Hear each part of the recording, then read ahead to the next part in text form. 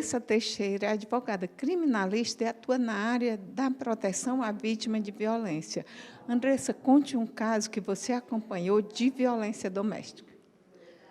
Bom, a gente atuante nessa área, a gente se depara com diversas coisas que são assim extra reais, que são, a gente vê tantos avanços que teve na Lei Maria da Penha, tantos avanços que a gente ainda continua tendo, e mesmo assim a gente se depara com casos que a gente nem acredita que acontece. Então, cabe a nós, como mulheres advogadas, ter o conhecimento da lei a fim de defender as vítimas de violência.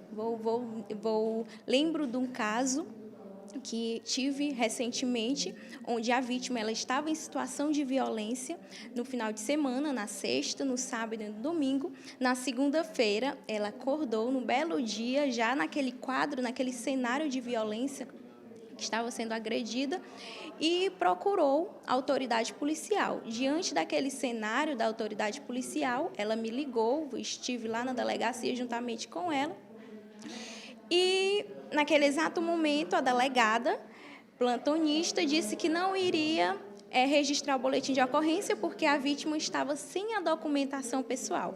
Ora, se a vítima tinha saído de casa, fugida, com a roupa do corpo, ela ainda ia procurar os documentos pessoais. Naquele momento, entrei no embate com a delegada, que estava naquele momento, e aí a gente foi atrás de polícia militar e tudo, aquela coisa toda. Chegando lá, o policial militar disse que era coisa do dia a dia, que ele já se deparava com aquilo com frequência, e que para você ver que até as advogadas que defendem a vítima de violência, elas também sofrem preconceito. E cabe a nós também entrar no embate para que a lei seja aplicada. Ora, a própria história da Maria da Penha é uma história de luta, de resistência. E, naquele momento, o policial militar disse que eu era nova e que eu poderia ter conhecimento jurídico, mas não tinha conhecimento da vida. Então, essas são as situações absurdas que a gente se depara no dia a dia. Então, cabe a nós lutarmos como advogadas atuantes, cobrar do poder público a aplicação da lei como é de fato. E você falou para mim que eles não iriam prender porque era briga de casal, era coisa de família e que acontecia todo dia.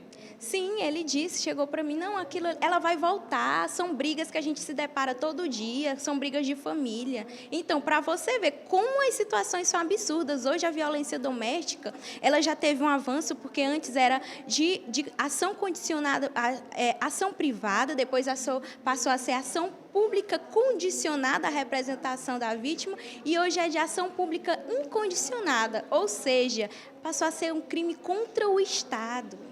Então, há tamanha importância que o Estado vem dando à violência doméstica. E parece que o policial militar, os policiais, eles não têm conhecimento da lei. Eles não têm esse conhecimento da importância da Lei Maria da Penha. E como é que você vê que o Estado como um todo, porque tem os poderes executivos, que aí tem as áreas que envolvem a polícia e envolve também os centros de referência, como o Estado pode contribuir para melhorar esse atendimento da Lei Maria da Penha? Ora, já tem na lei, ela diz que a partir do momento que a vítima ela vai diante da autoridade policial procurar a proteção do Estado, cabe ao Estado procurar casas de acolhimento à vítima de violência. A gente vê que timidamente o Estado tem avançado. Atuante em Piauí e Maranhão, a gente vê que timidamente o Estado tem avançado nesse aspecto de acolhimento à vítima de violência, até por parte dos servidores. Tem por preferência as servidoras mulheres. Mulher entende mulher, não é?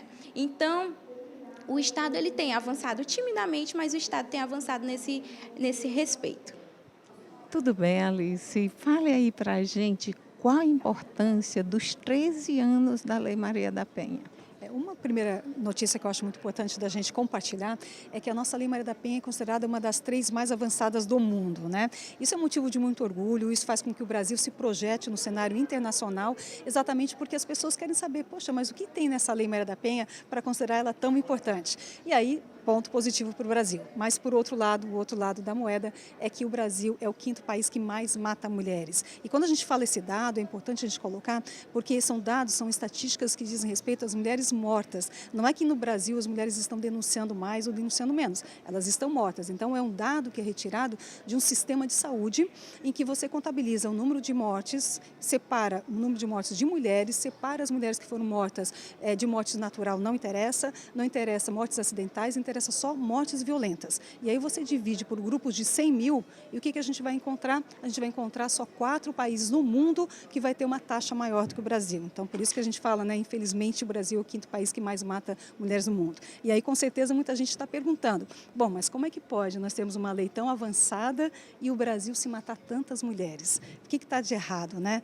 E é exatamente isso, porque o que está de errado é a cultura nossa brasileira. Nós temos que compreender como que nós pensamos a mulher, o papel da mulher e o papel do homem dentro da nossa sociedade. E a partir daí, percebendo que há muita desigualdade ainda no Brasil entre homens e mulheres, a gente encontra exatamente o grande problema, porque quanto mais desigualdade entre homens e mulheres numa sociedade, mais violência nós vamos encontrar nessa sociedade também.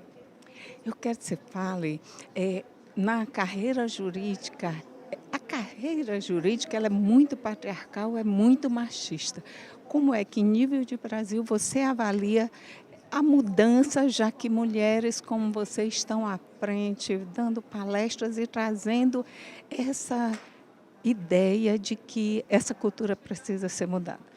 Nós temos, dentro do sistema OAB, do Conselho Federal, desde 2014, a Comissão Nacional da Mulher Advogada. Eu participei lá na primeira gestão, na segunda gestão e estamos agora na terceira gestão, que eu participo também da terceira gestão, o que mostra também assim, uma importância muito grande que o sistema OAB dá para essa questão da igualdade entre homens e mulheres, né? Nós temos no nosso sistema a questão das cotas, que é muito questionado, até que ponto as mulheres precisam de cota para estar nos cargos de direção do sistema OAB, ou até que ponto não precisa, porque afinal de contas as mulheres são tão competentes quanto os homens, mas a gente sabe que a igualdade é uma coisa, mas a igualdade de oportunidades é outra, né? Então, de fato, as cotas são importantes, foi estabelecida desde 2014 na OAB, temos 30% de mulheres então em cargos diretivos e isso cada vez mais tem feito com que as mulheres pudessem ter o seu espaço também na questão do poder, né? Porque a questão que a gente trabalha sempre é uma questão de justiça. Por que eu, por ser mulher, e aí é um dado aqui do Brasil, se pegar por exemplo, o estado de Goiás, só para dar um exemplo.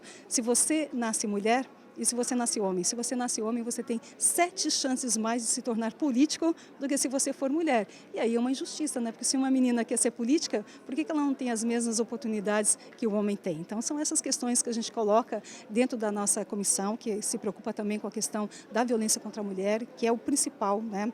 Eu acho que enquanto a gente tiver esse nível de violência contra a mulher, como a gente tem no Brasil, é muito difícil a gente conseguir pensar em outras coisas. Mas, na verdade, tudo tem que ser pensado, tudo tem que ser trabalhado, tudo tem que ser modificado para que a gente possa ter uma condição de igualdade, que é a condição da justiça. Porque diz a nossa Constituição, que já tem mais de 30 anos, que homens e mulheres são iguais em direitos e obrigações. E ainda não temos isso no Brasil. Só para dar um dado, assim, para não assustar, mas as últimas estatísticas vão mostrar que a desigualdade entre homens e mulheres está melhorando. Mas, se continuar nesse ritmo, nós vamos levar 95 anos para atingir a igualdade entre homens e mulheres no Brasil. E eu tenho certeza que nós, todos vocês que estão nos assistindo, não estão dispostos a esperar 95 anos. Né? Verdade. Voltando a falar da Lei Maria da Penha, na prática, tem situações que dificultam, por exemplo, quando passa, ela fez a denúncia, aí quando passa de um órgão para o outro, do executivo para o judiciário, de um poder para outro, quando aquela ação que ela tem que ser uma única, como por exemplo, pensão de alimentos, não pode ser separada dessa relação, a gente sabe que tem guarda compartilhada com o agressor, com o homem que tentou matar aquela mulher. Como é que vocês estão vendo essas situações que impedem que a lei, de fato, ela seja efetivada? Exatamente. A gente tem uma lei, uma das 3 mais avançadas do mundo, que prevê que o mesmo juiz vai tratar das causas cíveis e das causas criminais. Então, o mesmo juiz que está lá vendo uma lesão corporal, uma tentativa de feminicídio, é o mesmo juiz que deveria analisar também as questões de pensão, de alimentos, etc. Mas, infelizmente, isso não está acontecendo porque a gente tem um problema muito sério, que é a falta de realização da própria lei. Então, a lei diz uma coisa, mas aquilo que está escrito na lei fica só escrito na lei, né, e não está sendo cumprido. Então, a primeira questão é exatamente essa, né, é a gente fazer com que o que está escrito na Lei Maria da Penha realmente exista. Agora, uma novidade boa é uma lei do ano passado, que vai determinar, no caso, por exemplo, de um homem que mata a mãe dos seus filhos, a partir do ano passado ele perdeu, então, o poder familiar. Então, ele não vai ter mais possibilidade de ter guarda do filho, de ser responsável por aqueles filhos, porque ele vai perder automaticamente na medida em que ele for condenado num processo desse. Muito importante. E na sua palestra qual é o objetivo final da sua palestra aqui? Conscientização, né? Eu acho que a gente vai apresentar dados aqui bastante impactantes e a ideia é exatamente, primeiro, sensibilizar, entender como é que está a situação da mulher no Brasil. Eu gosto muito de uma frase que diz: o que não se mede não se muda. Então, a gente mede primeiro a situação está quente, a situação está complicada, a situação está delicada para as mulheres e a partir do momento que a gente percebe isso, a gente tem que ter aquela indignação, né? Porque se a gente não conseguir chegar na indignação, a gente não consegue a mudança, porque a indignação vai fazer com que a gente queira fazer alguma coisa, e fazer alguma coisa vai levar à transformação. E a coisa mais importante que a gente tem para fazer é mudar a nossa cabeça, é mudar a nossa cultura, é perceber que papel que a gente está desenvolvendo para homens e mulheres no Brasil. E vou citar uma pesquisa que eu acho importante da gente falar, porque no Brasil, meninas a partir de 6 anos de idade já se sentem menos inteligentes do que os meninos e já desistem de fazer atividades. E eu sempre gosto de fazer esse questionamento, né? Porque essa reflexão, o que nós estamos apresentando para essas meninas, para que elas leiam o mundo que está ao redor delas e tenham essa percepção: opa, eu por ser menina sou menos inteligente, eu por ser menina sou menos capaz. Então é um momento que a gente tem que fazer a nossa meia-culpa e a gente perceber e pensar o que nós estamos ajudando a criar esse mundo de injustiça. E é a partir daí que a gente tem essa percepção, a gente possa dar a nossa contribuição positiva e não negativa como a gente tem dado ultimamente. E eu sempre falo que para mudar essa cultura, a gente tem que mudar a cultura dos brinquedos, que os brinquedos da menina são emburrecedores. De 0 a 15 anos é boneca e casinha, e dos meninos são desafiadores. Fala um pouco sobre a prevenção. Isso, essa é uma questão que temos muitas pesquisas sobre isso, que vai mostrar que a forma como as crianças brincam vai trazer um desenvolvimento. E nós temos 2 prejuízos muito grandes para as meninas, né? Um primeiro, quando a gente brinca de boneca, de casinha e tal, na verdade a gente está se preparando para a idade adulta, né? A gente não está brincando não, a gente está levando muito a sério o que a gente vai fazer no futuro. E o segundo são a divisão das tarefas domésticas, já desde quando nós somos meninas, que sobrecarrega demais o sexo feminino, em detrimento em 2 coisas. Uma questão que é um prejuízo muito grande, porque as meninas estudam menos, porque elas estão fazendo as tarefas, e outro prejuízo que a gente tem que compreender que é muito grave. As meninas também têm menos tempo de questões lúdicas, elas brincam menos, porque elas estão fazendo as atividades de lavar roupa, de lavar louça, de limpar a casa, né, fazer comida, e elas então desenvolvem menos o lado lúdico. E isso é muito ruim também, porque a gente acaba crescendo, se tornando mulheres adultas e levando a vida muito a sério, mais do que precisava. Claro que a vida tem que ser levada a sério,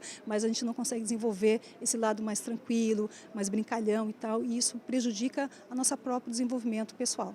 Guria, quantas vezes você correu atrás de um busão pra não perder a entrevista? Chega lá e ouvir não insista, a vaga já foi preenchida, viu? Você não se encaixa no nosso perfil. Quantas vezes você saiu do seu apartamento e chegou no térreo com um prato de alimento pra tia que tá trampando no sinal, pra sustentar os 4 filhos e já tá passando mal de fome? Quando foi que você parou pra perguntar o nome e pra falar sobre seu ativismo? Quando que você pisou numa favela pra falar sobre seu feminismo, hein? Sempre deixando pra amanhã, me liando que vocês estão queimando o sutiã. Sempre deixando pra amanhã, me liando que vocês estão queimando o sutiã. Sempre deixando pra amanhã, me liando que vocês estão queimando o sutiã. Sempre deixando pra amanhã.